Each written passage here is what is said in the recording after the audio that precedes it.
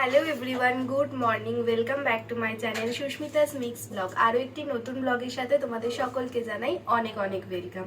তো এখন বাজে বেলা 11:30টার মতন, মেঘলা ওয়েদার করে আছে না, ঠিক বোঝা যাচ্ছে না কতটা বেলা হয়েছে। তো এখন দুপুরে রান্না বান্নার জোগাড় করছি। তো চলো এখন থেকে ব্লগটা স্টার্ট করছি, তোমরা দেখতে থাকো।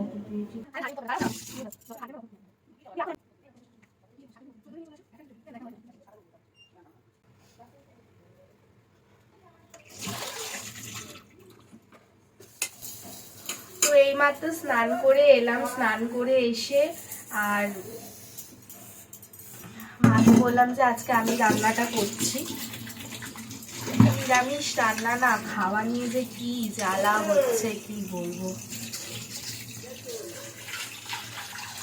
প্রতিদিন সকালে উঠে আমাদের একই চিন্তা, কি রান্না করে দেবো। আর দুপুরবেলা খেতে এসে বাবা আরও জিজ্ঞাসা করবে আজকে কি রান্না করেছো। একদম একটু একটু করে ভাত খাচ্ছি, সবাই জানো না। দেখো, যারা নিরামিষ খায় তাদের ব্যাপারটা আলাদা, কিন্তু আমাদের তো মানে নিরামিষ সপ্তাহে একদিন নিরামিষ খাওয়ার ব্যাপারটা আলাদা, কিন্তু এই টানা 20-25 দিন নিরামিষ খাওয়াটা যে খুব কষ্টকর ব্যাপার। কি করা যাবে বলো, ওরা আগাগোড়া মেনে এসেছে, এবার সেইটা তো আর বাড়ির মধ্যে ঠাকুর আছে, সেখানে তো আর আমরা সেটাকে অমান্য করতে পারি না।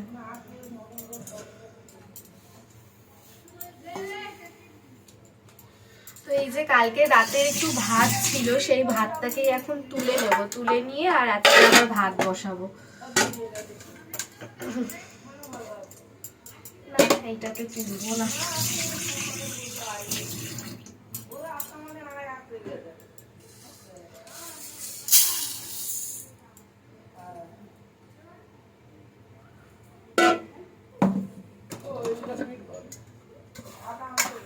মা এখন গেল একটু দোকানে, আমরা দুজনে একটু টিফিন করবো, ওই জন্য মা একটু ম্যাগি আনতে গেল। রোজ রোজ মুড়ি খেতেও ভালো লাগে না, আর মায়ের দাঁতে ব্যথা তো, মা বেশি মুড়ি চিবাতেও পারে না।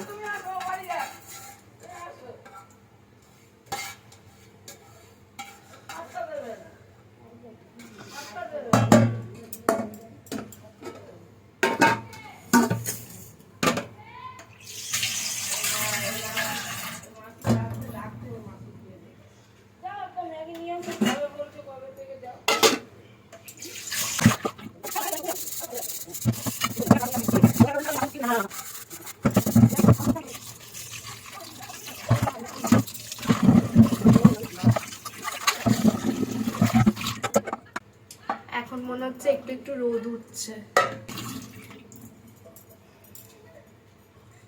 সকাল থেকে ওয়েদারটা এমন মেঘলা হয়ে রয়েছে না, বোঝাই যাচ্ছে না যে কতটা বেলা হয়েছে। তো মাও ঘড়ির দিকে খেয়াল করেনি, প্রায় 11:30টার কাছাকাছি বাজতে যায়। আসলে আমাদের একটু তাড়াতাড়ি রান্না করতে হয়, কারণ বাবা দুপুরবেলা 1টার মধ্যে চলে আসে। বাবা এসে খাওয়া দাওয়া করে আবার বাবা কাজে চলে যায়, আর বাবা এসে না বেশিক্ষণ অপেক্ষা করতে চায় না, ওই জন্য বাবা আসার আগে রান্নাটা আমাদের কমপ্লিট করে রাখতে হয়। বাবা 1টার সময় এসে খাওয়া দাওয়া করে, তারপরে আবার 2টোর সময় আমার বর আসে, তখন ও এলে আমি মা ও তিনজনে একসাথে খাওয়া দাওয়াটা সেরে নিই।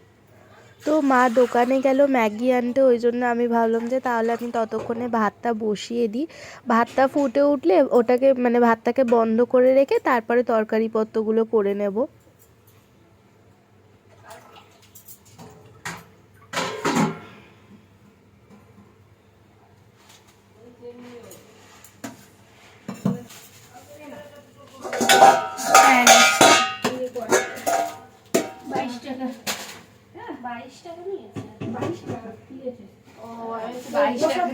দাম কমে গেছে। হ্যাঁ, প্রসাদ খাবো বলে খাওয়া মনে থাকবে না।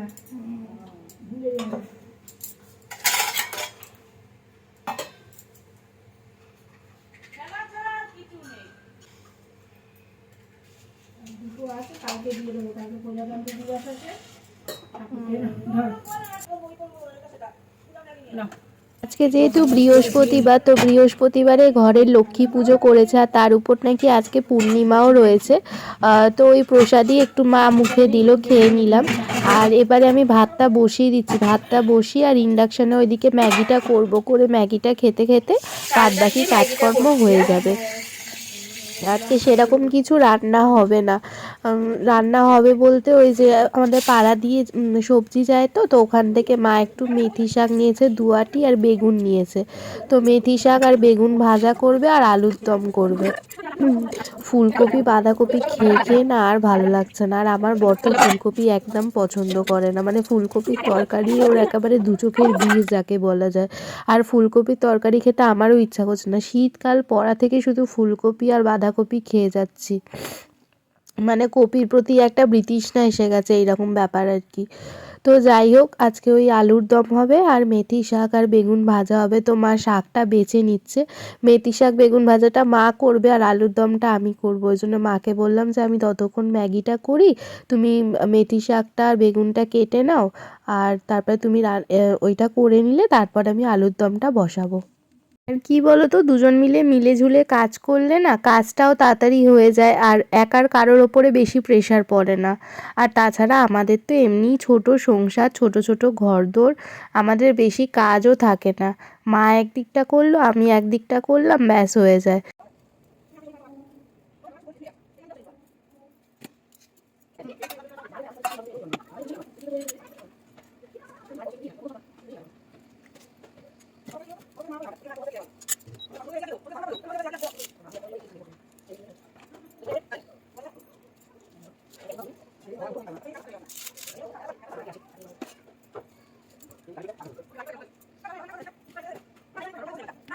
ও মিথ্যে কথা বলছি, স্কুল ছুটি নেই।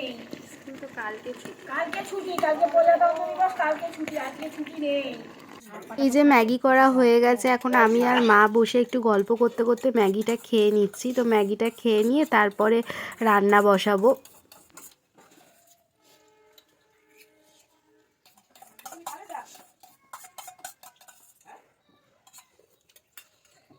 তো টিফিন করে নিয়ে এই যে আমি বসে গেছি আলু কাটতে, আর মা ওইদিকে মেথি শাক বেগুন ভাজাটা করছে। মায়ের মেথি শাক বেগুন ভাজাটা হয়ে গেলে তারপর আমি আলুর দমটা বসিয়ে দেব।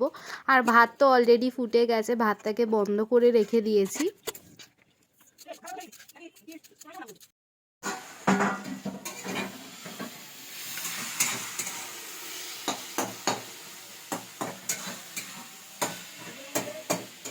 হ্যাঁ, বাটি নিয়ে এসো, এই দেখো। হ্যাঁ, শাক তো করলেই একটুখানি হয়ে যায়। এত ডাঁটা ফাটা দেওয়া যাবে না, একটু পাতা ডগা দিতে হবে, মিষ্টি দিতে হবে। তুমি একটুখানি এ করো। কি করবো বলো, নাড়বো? হ্যাঁ, আমি আসছি। তো মা এদিকে একটু করে রান্না করছে, আর মাঠে জামা কাপড় মেলে দেওয়া রয়েছে। তো তো মা জামা কাপড়গুলো গিয়ে উল্টে উল্টে দিয়ে আসছে। শীতের রোদে তো সেরকম তেজ থাকে না, তো সেই কারণে ওই উল্টে উল্টে দিয়েই আর কি যতটা পারে শুকাতে হয়। আজকে একটু ভগবান দয়া করে আমাদেরকে রোদ দিয়েছে। আর বাইরের কাজ বেশিরভাগটা মাই করে থাকে, মানে এই দোকানে যাওয়া, তারপরে বাইরে এই জামা কাপড় মেলতে যাওয়া, জল তোলা, এগুলো মাই করে থাকে। ঘরের টুকটাক কাজ আমি করি, কিন্তু বাইরের কাজগুলো বেশিরভাগ মাই করে থাকে। বাইরের কোনো কাজ আমাকে সেইভাবে করতে হয় না। তো দেখো, তোমাদের সাথে গল্প করতে করতে ওইদিকে মায়ের তো রান্না হয়ে গেছে, আর এইদিকে আমি আলুর দমটাকেও বসিয়ে দিয়েছি। আলুর দমটাকে কষিয়ে এই যে এদিকে জল ঢেলে দিয়েছি। তো এবারে ঢাকা দিয়ে রাখবো, আলুটা সিদ্ধ হয়ে যাক। সিদ্ধ হয়ে গেলে তারপরে বাবার ঝাল ছাড়া তুলে নিই, তারপরে আমাদের তরকারিটাতে ঝাল দেব। আর এইদিকে কালকে রাতে যে ভাতটা ছিল, ভাতটাকে আলাদা করে গরম করে নিচ্ছি। আর মা দেখো এই যে ঘরে বসে একটু হাতে টুকটাক কাজ করে, তো ওই যে কাজ নিয়ে এসেছে, ওটাই আর কি আমার সেজো কাকা শ্বশুরকে দেখাচ্ছে। তো দেখো এদিকে আমার আলুর দম হয়ে গেছে রেডি। আর বাবাও কাজ থেকে চলে এসেছে, স্নান করবে বলে গরম জল বসিয়ে দিয়েছে এদিকে। তো রান্না বান্না সব কমপ্লিট হয়ে গেছে, আর বাবা এই যে এখানে খেতে বসে গেছে। আর এখন আমি ভাবছি যে গ্যাসটা একটু পরিষ্কার করে নেব। আমিষ রান্না হলে কি হয়, মাছ মাংস হলে না গ্যাস সঙ্গে সঙ্গে সাবান দিয়ে মুছে পরিষ্কার করে নেওয়া হয়। আর এখন তো কদিন আমাদের নিরামিষ হচ্ছে, ওই জন্য 2-3 দিন হয়ে গেল গ্যাসটা ভালো করে সাবান দিয়ে মানে পরিষ্কার করা হয়নি। তাই ভাবছি যে আজকে একটু ভালো করে সাবান দিয়ে পরিষ্কার করে নেব, নিয়ে তারপরে বসেই থাকবো। ও 2টোর সময় এলে তারপরে আমরা খাওয়া দাওয়া করব। তো দুপুরবেলা খাওয়া দাওয়া সেরে এখন শুয়ে রয়েছি কম্বল মুড়ি দিয়ে। দেখো বর এসেছিল, এসে খাওয়া দাওয়া করে ও আবার অফিসে চলে গেছে, আর আমি এখন এই যে একা একা শুয়ে রয়েছি। আর আমাদের এখানে একটা কাক আছে জানো তো, রোজ দুপুরবেলা এত বাজেভাবে ডাকে, কি বলবো, ভীষণ বাজে ডাক। কাকটা শুনলে ভীষণ মন খারাপ লাগে, মনে হয় কোথাও কোনো ক্ষতি হয় যদি, বিপদ হয় যদি। ভীষণ বাজেভাবে ডাকে কাকটা। তোমরা ভিডিওতে শুনতে পাচ্ছ কিনা জানি না, এখনও ডাকছে। তো এখন শুনতে পাচ্ছ তোমরা, জানি না তোমরা শুনতে পাচ্ছ কিনা, কিন্তু ঠিক এই টাইমেই প্রত্যেক দিন এরম বাজেভাবে কাকটা ডাকতে থাকে, কেন কি জানি। তো যাই হোক, একটা এই যে আমি শুয়ে রয়েছি, এখন কোনো কাজ নেই, সেই উঠবো বিকালবেলা 5টা 5:30টার সময়। তো চলো আবার বিকালবেলা তোমাদের সাথে কথা হবে।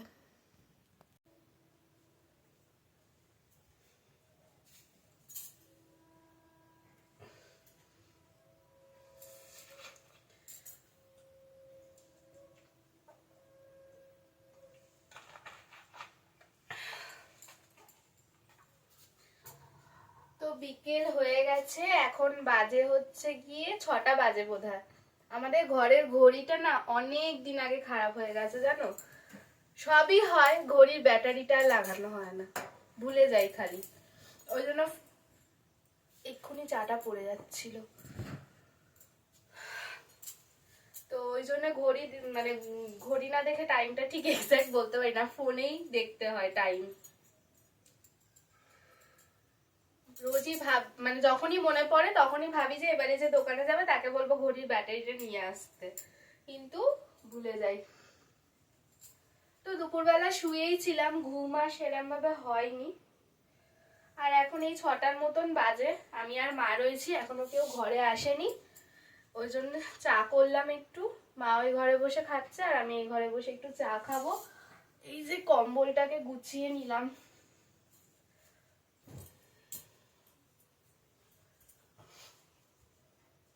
এক্ষুনি আমার কাজ বেড়ে যেত, চাটা যদি পড়ে যেত, সারে সর্বনাশ হয়ে যেত আমার।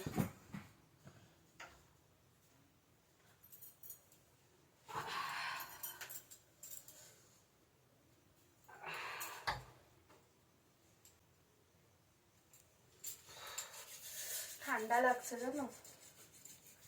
তো চলো আমি চাটা খাই, এখন তো সেরকম কোনো কাজ নেই, চা খেয়ে বসে বসে ফোনই ঘেটে যাবো শুধু।